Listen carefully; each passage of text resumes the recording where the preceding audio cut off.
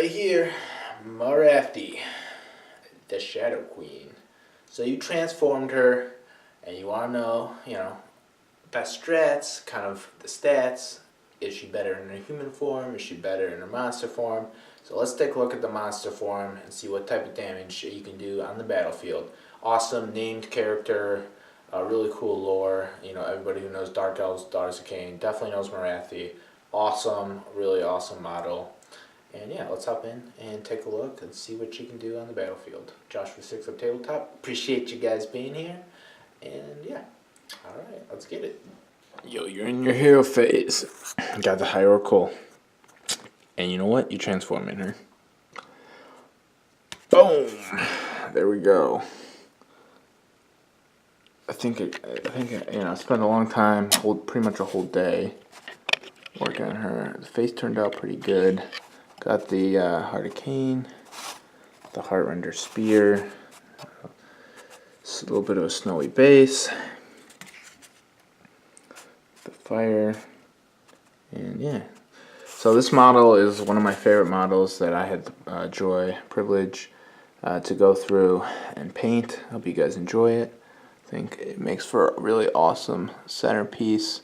She's got some pretty cool rules too, so let's take a look at that. So you do transformer. The thing with transforming is you need to set her up at the exact same spot as she was set up.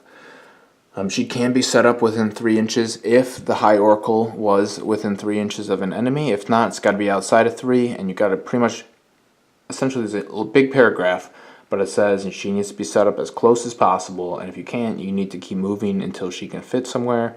If you are more than 14 inches away from where she was originally set up, she cannot move in the following phase. When you set her up and she does transform, a couple things happen. One, any wounds allocated in her Hierarchal stage are applied to this model, but they're doubled. The example used in the book is the Hierarchal has 6 wounds. If you suffer 3 wounds, so she has 3 wounds remaining, Morathi, Shadow Queen, transforms, and instead of having 12 health, she starts with 6 health. So half of her health is gone because the Hierarchal had half of its health, essentially. So that is how that would work. And there is a damage table, so she does degrade. So this is pretty much the interesting part of Morathi, running her to figure out when is the right time to transform. Do I want to force? How much time do I want to spend as the Hierarchal, and how much you want to spend in the Shadow Queen? From my experience, I like to spend as much time, maybe 1 round, in the Hierarchal, just the first hero phase, and as soon as it hits turn 2, then go into the Shadow Queen. Because those wounds, having a high wound profile means that she can last 2 turns, 2 rounds basically, before she dies if she takes up to 3 wounds with her Iron Heart of Cain ability, which is she can take no more than 3 wounds essentially per turn. This does not apply to endless spells per the FAQ. She does have the fly keyword, as evidently you can see by the wings. But just a note right there, she does lose her Worship Through Blood command ability, so you no longer have access to that. She does lose her Sorceress Supreme, which allows her to add +1 to casting and unbinding, and she does lose Enchanted Beauty, which is the -1 to hit. And she would lose the Get Behind Me Sir addition as well because she is a monster. Alright, so let's start off with the missile profile that she has. It starts with, it's more of the head of the snakes, Medusa type of deal. So it's Gaze of Morathi. It's range 6 inches, 1 attack, 2s to hit. If a target is hit by the Gaze of Morathi, pick a model in the target unit and roll dice. If the result exceeds that model's wound characteristic, it is slain. This is awesome. Alright, I don't want to undersell or oversell this ability, but having the ability to take out bannermen or drummers or anything in that regards to specific infantry mobs to basically force them into harder battle shocks or not allow them to reroll or add additions to their charges. All that type of stuff can be very, very, very impactful. So that's something to note. Choosing models in mobs is very strong. We did go over Ironheart Arcane. So she has magic. She can cast the Ansipul's Black Horror, which was the same spell that she can run in her High Oracle form. It's 18 inches, so she does not get the double range as in her Oracle form. But then on a roll of 1, it goes off on a 7. But if it goes off and you roll a 1, it's 1 mortal wound. 2 or 3 is D3, and a 4+ is D6 mortal wounds. Still very strong. In the Shadow Queen form, she can cast 1 spell and unbind 1 spell. But she will also know 1 additional spell if you run her Daughters of Cain. So then you'll choose between Black Horror and that additional spell you ran to see which one is most beneficial for you to run. She also does know Arcane Bolt, Mystic Shield, but I don't know a time when you would ever roll Arcane Bolt over Black Horror. I mean, unless you really need the 1 mortal wound, because it is easier to get Arcane Bolt off, but there's just so much more value in Black Horror. Alright, so let's go over her weapons. She has the Heartrender Spear. This is same as the High Oracle profile. So the Heartrender Spear is a pretty awesome weapon.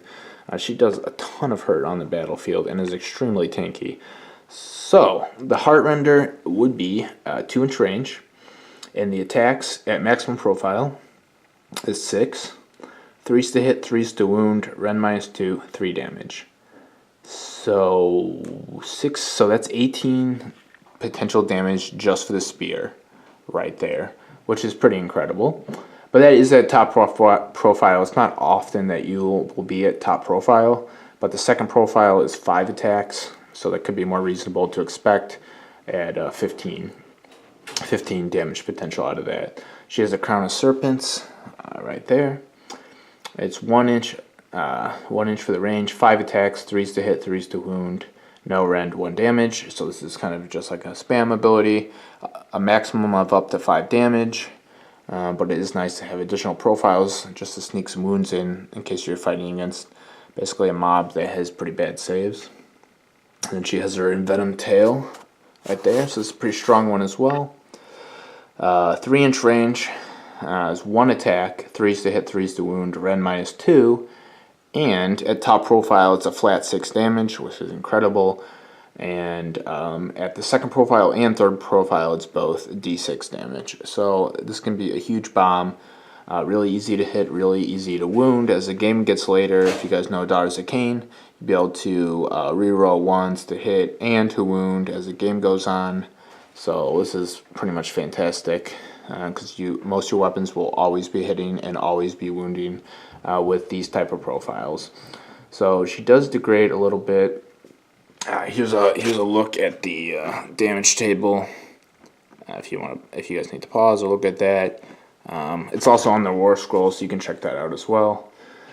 So she does start with 12 wounds, but that's always dependent on pretty much how you when you transform and how much damage she takes in the conversion. 9 bravery, which is awesome. 4+ save, which is awesome. It can be impacted by your blood shield to potentially make it a 3. So it's super great. And her move at the top profile is 14 inches, and at the second profile 12, and the third profile 10. So she's still very mobile as she takes damage.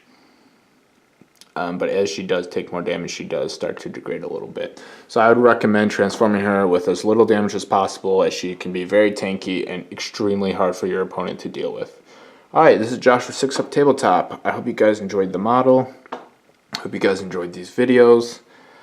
If you have any questions, or if you guys have preferences on when you like to transform Arathi, I think it'd be interesting to get other opinions of what people like to do with her.